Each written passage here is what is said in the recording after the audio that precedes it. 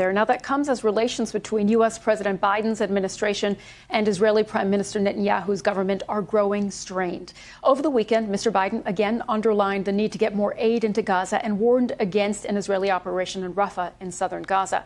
And Mr. Netanyahu has pushed back against those comments, pointing to the support he says he has among the Israeli public. I talked about U.S.-Israel ties with former Israeli ambassador to the U.S., Michael Oren. Ambassador, I want to start with U.S.-Israeli relations right now. And if we look at an interview that President Biden gave to MSNBC over the weekend, he said about Prime Minister Netanyahu and Israel the following, that his disregard for innocent lives is, quote, hurting Israel more than helping the country. He said a ground invasion of Rafah in southern Gaza would be a red line. But he also said that he would, quote, never leave Israel. What did you make of these comments? Very, very hard comments, painful comments, because Israel is not bombing indiscriminately. Every Israeli bombing action has to go through a very long approval process by experts, by lawyers. In fact, the big criticism in Israel is that the army is taking too many risks and too many casualties in its attempts to reduce civilian casualties on the Palestinian side. So in Israel, those remarks are very hurtful and felt to be very unfair. They're also dangerous because they support those who would try to delegitimize Israel or boycott or sanction Israel for war crimes.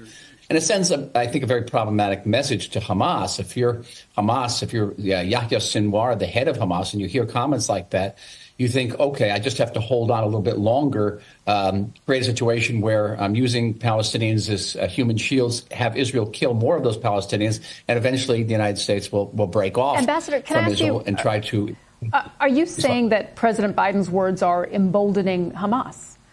I think, well, there was an interview by Sinwar. It was actually a statement in the Wall Street Journal last week where he basically said this. He said, these are not my words, his words. He said that all I have to do is hunker down and wait for the world and the United States to impose a ceasefire, and then I will emerge from the rubble. I'm also practically quoting from him, and I'll declare victory. I think any insinuation that the United States is pressuring Israel, is drawing red lines, is accusing Israel of acting in a legal way in Gaza is going to embolden Hamas. And why shouldn't it? It's only logical. Okay. So, Ambassador, you know, President Biden has said he does agree with Israel's aim of defeating Hamas. At the same time, he is looking at the civilians on the ground, more than 30,000 dead. If you look at what aid organizations on the ground and the UN are saying, they're saying that the territory is inching towards famine, that aid has to get in such a dire situation. Is that something that you understand what the president is trying to get at there? I do, and I know that every Palestinian casualty, not 30,000, one casualty is one casualty too many. But that is the great challenge that Israel is facing in combating an enemy, a terrorist group that's using its own population as a human shield, actually using Gaza itself as a shield, because under Gaza are 450 miles of tunnels, the size of the New York subway system. I don't think any modern army's ever faced a challenge like that. I think Israelis will take umbrage at the number 30,000, which is a Hamas number, and it includes the terrorists who've been killed. Israel claims to have killed about 13,000 terrorists. Okay. And deduct that from the 30 as well. Many Palestinians who've been killed by rockets that have fallen short.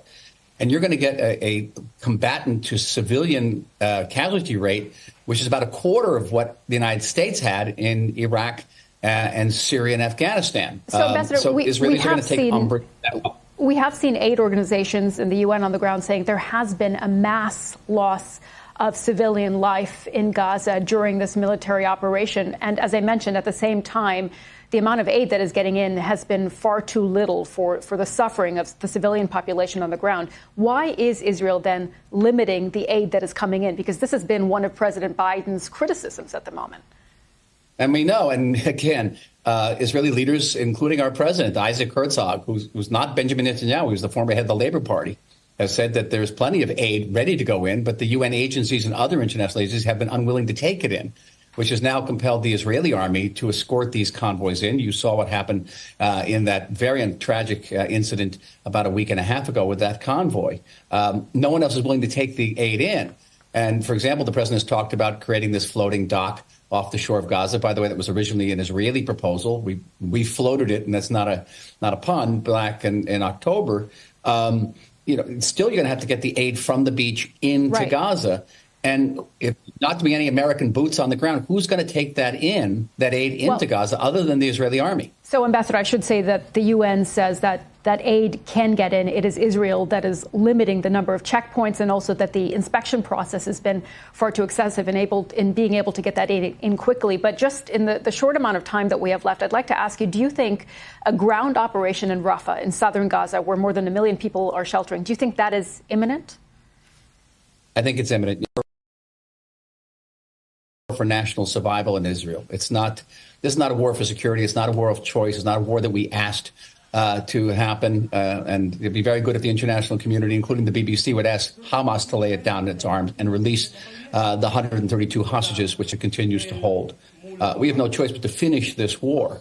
I think the major effort will be made to move the civilian populations to the greatest degree possible away from the combat area, as we've done, and continue this war, because that's the only way that peace can be restored for Israelis and Palestinians alike. Ambassador, thank you so much for joining us today on BBC News. Great to get your perspective. Good to be with you.